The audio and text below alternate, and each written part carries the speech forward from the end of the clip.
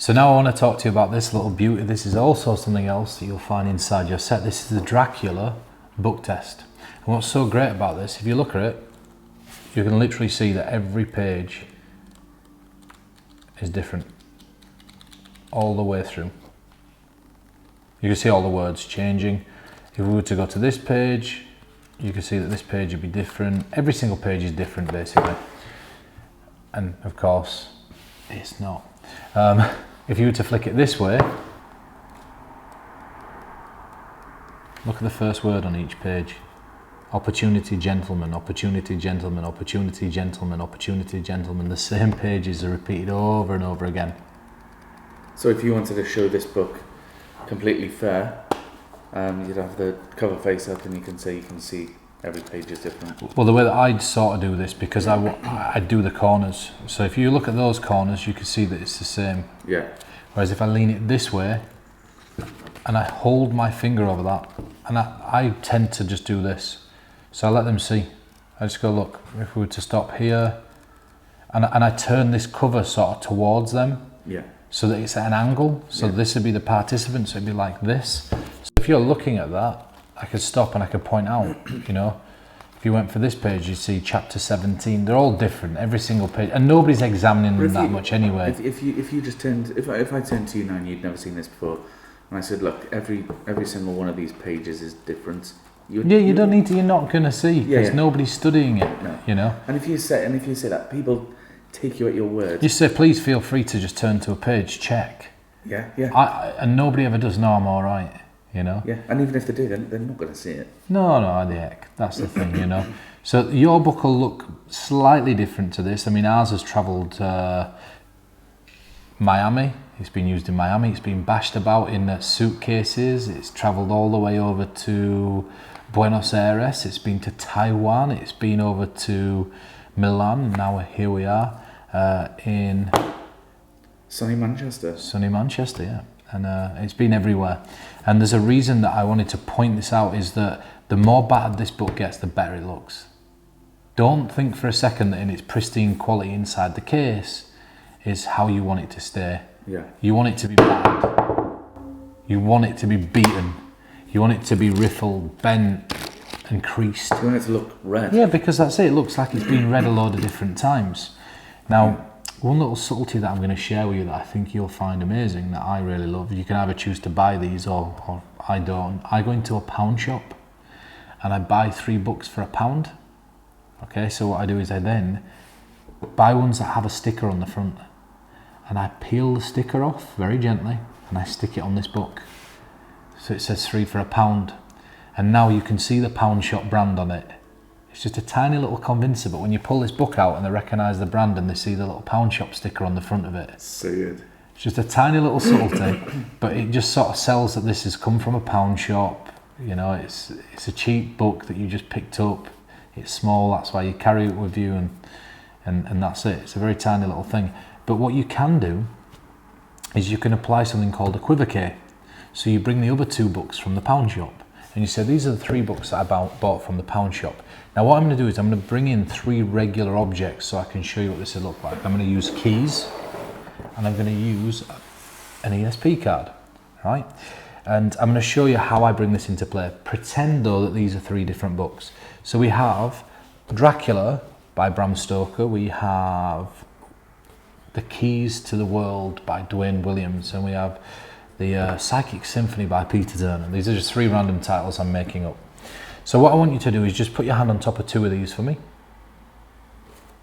And now just lift your hand up off one of them. Just off one? Okay.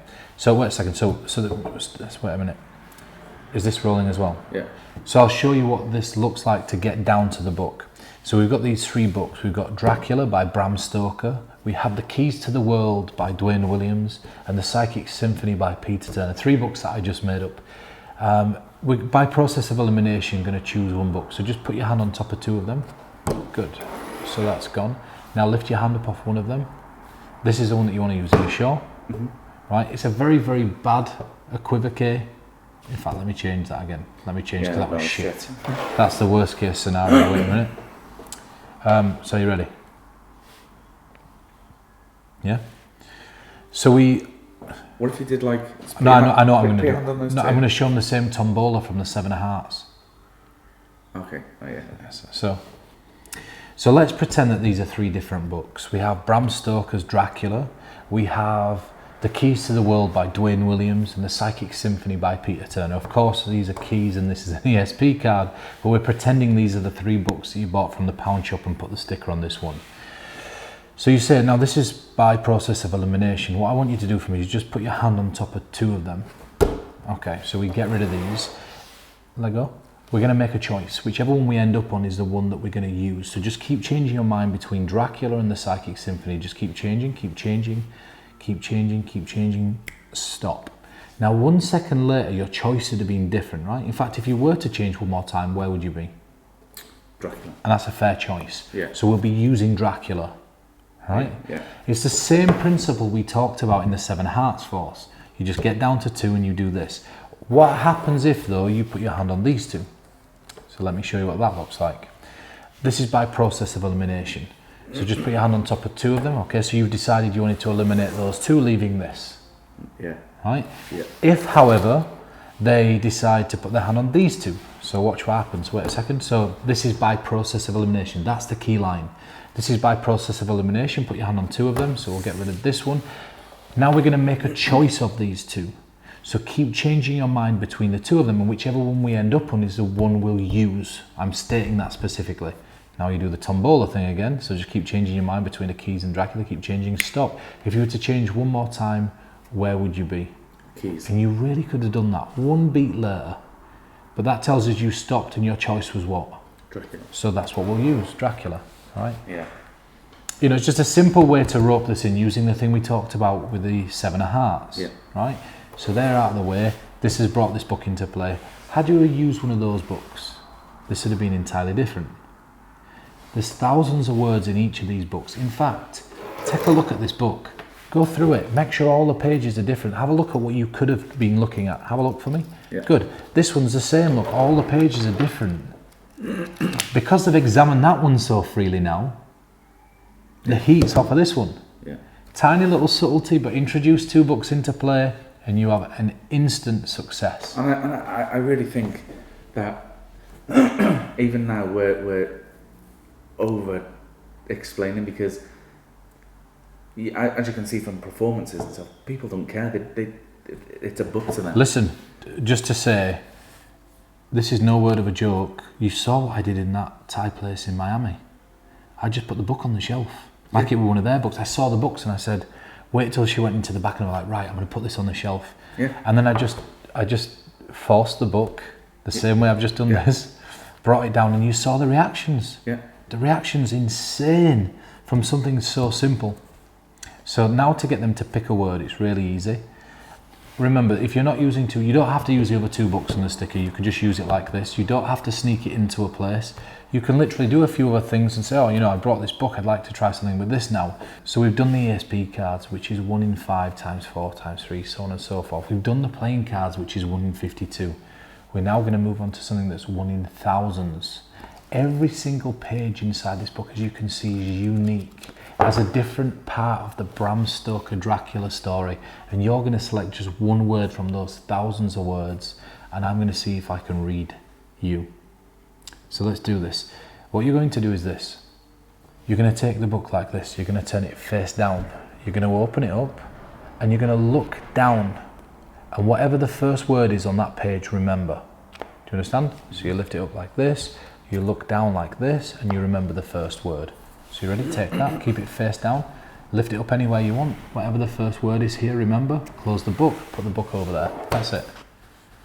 You could have turned to any page. So now think about this as a simple drawing if you can. Can you draw this thing? Yeah. Yeah, okay. Now I instantly know it's gentleman, right? If it had been opportunity, you can't draw an opportunity. Yeah, yeah. Right? There's only two words it could be if you examine the book. It could be the word gentleman or the word opportunity. A gentleman you can draw, you could like the gent sign on a door, Yeah. a symbol. Opportunity, well, you'd be sat there going, how do I draw an opportunity? So you just from their reactions, they say yes. I know it's gentleman. If it's opportunity, they'll stop and think for a second. And I'll and go, you'll- no. Yeah. You go, it doesn't matter. So let's play both scenarios out. So you take the book, you put it face down in your hand, you open to a random page, look at the first word down here, and I point. Yeah. Now close the book, put it over there for me. Now this word's going to be a word that you can either visualise and draw, or it's going to be something that you can't visualise and you can't draw it. Can you just imagine drawing this thing for me? It doesn't matter if you can't, just focus on whatever the word is then. Now I know it's opportunity. Yeah, and you didn't even have to. I didn't even have to say anything because you see me trying to. Yeah, think trying about to think, and if I see it for a while, then I go, it doesn't matter about that. And do you know what? Let's say that you missed. Okay, so let's say that they're struggling to think of how to draw a gentleman for whatever reason. So pretend you're thinking, and I go, it doesn't matter, just imagine the word. And I go, did you go for the word gentleman? And you go, no. So say no. No. Okay. Let's try this again a different way. So just put your hand like this. Just imagine, don't move your hand, but just imagine drawing that first letter. Don't say it, just it's an O. I think this is it. Now focus on the rest of the letters. Yeah. And now you get it anyway. It's only 1 in 2. Yeah. It's 50-50. If you miss, just smile and go, okay. It makes it look even more real. Yeah. If you wanted to, and this is a little subtlety or touch, you can get them to pick a page number. So if you look, every single even number inside this book is going to be one of the words, right? Now, what's great is, if I asked you to turn to page 92, so take it, the page numbers are in the bottom corner, turn to page 92. Yeah. Have you ever seen one repeated word there? No, I don't. Because you were focusing on the page number in the Exactly. bottom, right? Yeah. As long as you point out it's in the bottom corner, you're not looking at the words on the pages, right? Okay. But this is great. So let me show you how to get them to an even number, right? So in a moment, you're going to select a random page number. You can change your mind a few times. I'll even make you go one either way, right? So give me a random page number. 18. 18, that's a Yeah. random page. It's already even, so we turn to it because it's an even number, right? Let's say you went for an odd number, and I say you could change your mind a few times, and I can even get you to go one either side of the number that you pick. So give me a number. 37. And I did say we'd go one either side, so which do you want, 36, 38? Just to make this even more random. 38. Turn to 38. You know, it makes it seem more random. Yeah. So it's even number, and You're there as well. I quite like this, turning the book face down, lifting it up, looking at the word, putting it Yeah. off to the side. It's nice and quick, Yeah. right? It's just the first word on the page. You can't mess it up. Another thing that you can do is this. This is such an interesting thing, and because you know as well, if you look at this, gentleman's the first word, and the word an is the last word. These are the same pages repeated over and over again. Okay, so all we've done is copied and pasted a page onto the left hand side, but alternated the page. Is that making sense? So Yeah. it's just, that's the same page as that. This is the same page as that. So there's just two pages, the page that starts with gentleman and the page that starts with opportunity.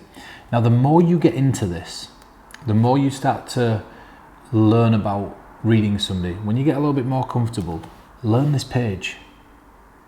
Because then you can now start to pick up, okay, this is what I'm seeing on this page, this is what I'm feeling, this is what I'm getting. And you can do the memory of the page, or a little subtlety. Let's say that you took that, take it, keep it face down, don't look just yet. This is what I want you to do for me. Do you know how to speed read? Yeah. Have you ever been taught the technique to instantly speed read a full page and remember all the information? Mm-hmm. So what you do is you look at the first word on the page, you let your brain just scan, don't read anything, and just then read the last word. But just remember the first word, scan the rest, remember the last word. So go and do that on this page here. Go for it. You done? Yep. Yeah. Close it. Don't say anything. You now have a series of words inside your head. Keep changing your mind between those words. Stop. Think of the exact amount of letters in the word you're thinking of. Okay. Change your mind again, one more time. Okay. And now you're back to that fourth word that we started with. Opportunity. Yeah. And so the way you did that was. I just tell them to ignore the rest of the page, but I say, oh, do you know how to speed read? Your brain will retain all the words. So focus on the first word on the page and just ignore reading the rest of them. Just scan your eyes over. Remember the first one, scan your eyes over and remember the last one. and your brain will fill in all the blanks in between, right? So then you do it, and you're only remembering the first and the last word, which is the word gentleman and an, or the word opportunity or has, right? And now what I do is I go, now you've got a series of words inside your head, which you have to agree with, because you have a couple of words, but to everybody else you've got a load of words in your head because you've scanned the entire page. Now I get you to change your mind between the two of them. So let's say it was gentleman and an. Okay, so keep changing between the two of them, stop. Think of the exact amount of letters in the word you're thinking of. Now I know it's the shorter one because you nodded quickly. Yeah, and if it was gentleman, they'd be thinking... thinking... and I go, okay, in fact, focus on what the word is. Now I can write it. So that's another brilliant principle by Michael Murray. It's called the Comparative Uncertainty Principle, or CUPS for short. Again, as I've mentioned frequently on this project, a lot of these names are just names for us to remember them. But yeah, it's just such an easy way. So once you get comfortable revealing the first word on the page, then you can get them to scan the page. Then you can learn the details on the page. Then you can use the page number to force the page. Then you can add in other books. And it all seems to be getting a bit complex, but it's not. It's a lot simpler than it sounds. But this is what an ideal performance would look like. I won't perform it, I'll just explain it. So I have these 3 books, and I bought these at the pound store, 3 for £1, and you're going to choose one of them. But the way we're going to do this is via process of elimination. So, and then we end up with a book. Which one do you want? Yada, yada, yada. We go for this, Dracula, right? So we've ended up at Dracula, but please examine the book. Look through them, you'll see there's thousands of words and no 2 pages are the same in any of these books. Now, because you're comfortable with yours, you're looking at mine. I want you to keep this book toward yourself, and I want you just to read the page. Remember the first word, scan quickly down, remember the last word, and your brain will fill in the blanks. Change your mind a few times between whatever words you have inside your head and stop. You can reveal that word now. Or read the page, get a feel for what this page is about. Think about the characters on this page, the people inside the story, the things they might have said. Now you can nail any of that.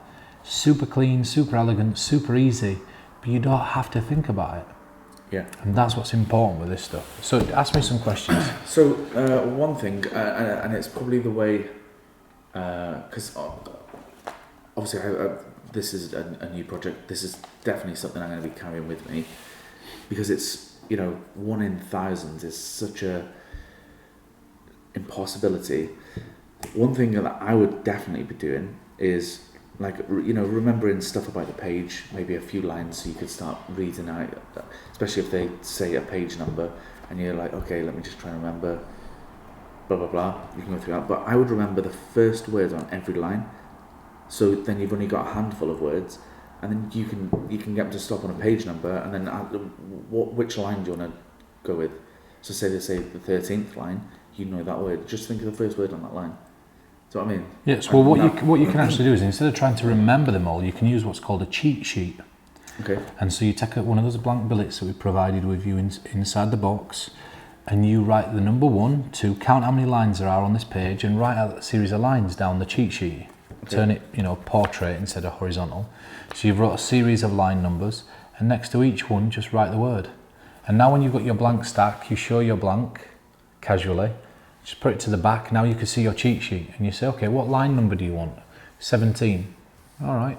And you just casually look at number 17, and you know what word's next to it. So there's no memory work. But then I suppose the more you do it, the more you'll just you'll remember them. I mean, for me, it's well within my grasps after a week or so to have remembered the full page.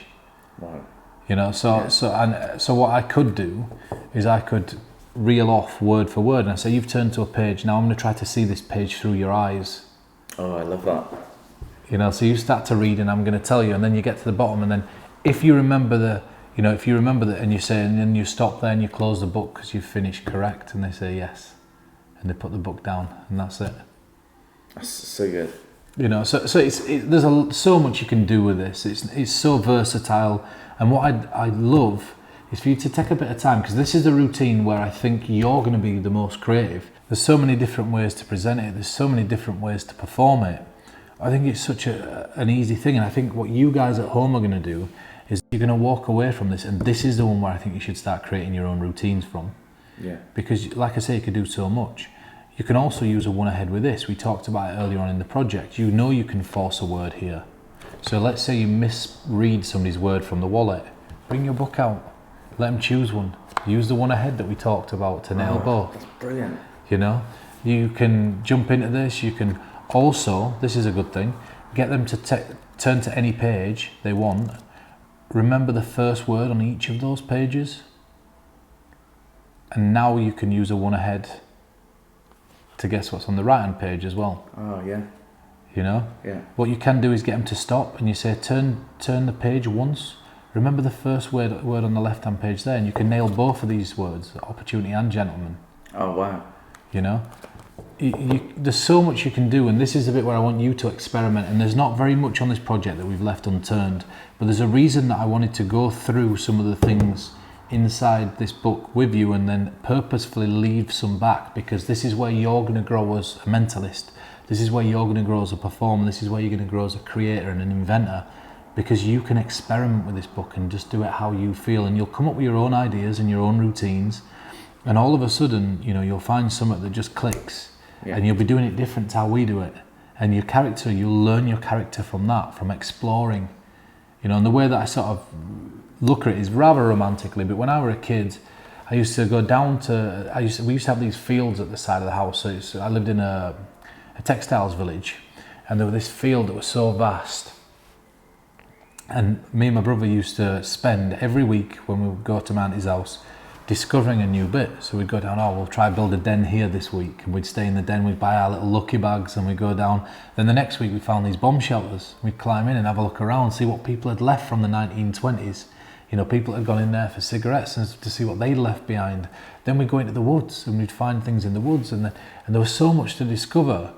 And that was the fun of it. It never got boring, because it wasn't just looking at it as if it were just a field. Yeah. It were, right, let's discover little patches of this. And by the end, we were drawing little grids and writing little notes. And we had nicknames like Bigfoot. And then when we were playing hide and seek, I'd got on my brother, Bigfoot. And we'd run straight and we'd hide together down at Bigfoot, and nobody else could find us. You know what I mean? Yeah, and it's the same with this, is see it like a little adventure in your hands, you know, inside the set that you can just open up and explore. And don't see it for the simplicity that it is. See it as this vast thing that you can just experiment with and get out there and just blow people's minds. Yeah, and it's the same with any of it, really. Like, you know, there's so many different ways. If you the more you do it and the more you sit and think about it, the more little ideas that pop into your head, and they grow into these other big ideas. And it's happened to me so many times when I'm putting routines together for magic and you know, thinking about it differently as well. Well, imagine this. Imagine taking your UV pen and writing the word gentleman on the front page and opportunity on the back page, right? Yeah. So you get them, you say this is Bram Stoker's Dracula, and you show them it, and they get them, and then whatever page they're on, and then you go, would you believe me if I told you? And you could have turned to a different page. I mean, in fact, look at the word that you're at. Turn to the next page, it has a different word there, right? And they say yes. Would you believe me if I told you that I influenced you to turn to that specific page and I put that word into your head? And they say no. And now you remember gentlemen's on the front, opportunities on the back. You say, what word is it you went for? Opportunity. Do you remember you put the book face down in your hand like that? The word was staring you in the face the entire time, and that's why you went for it, and you shine it on the back. So, yeah. And then if they say gentleman, you say, remember the book were there? And I pointed out, I said, this is Bram Stoker's Dracula. And I did this with my finger. Your subconscious brain saw it, you just didn't know you were seeing it. You know? Now, it doesn't hold much weight as a logical mentalism effect, but people don't question it. Yeah, yeah. People genuinely don't. They're just going to go, we're influenced. He influenced me to go for a word in a book. And when they tell the story, they'll tell it so differently. They'll go away and they'll exaggerate it. And they'll go, you know, this guy handed me a book and he subconsciously put the word in my head, and I went through all the pages and checked them to make sure they were all different, and I could have picked any word in the book, and I just said that's the word that I want to go for. Yeah. And he put it in my head because he had it in a UV pen on the front cover since before we started. Yeah. So, you know, like I said, that just came into my head now, but again, as I'm experimenting with this, as I'm playing with it, more and more ideas will come up. Brilliant. And I think that's it for the book.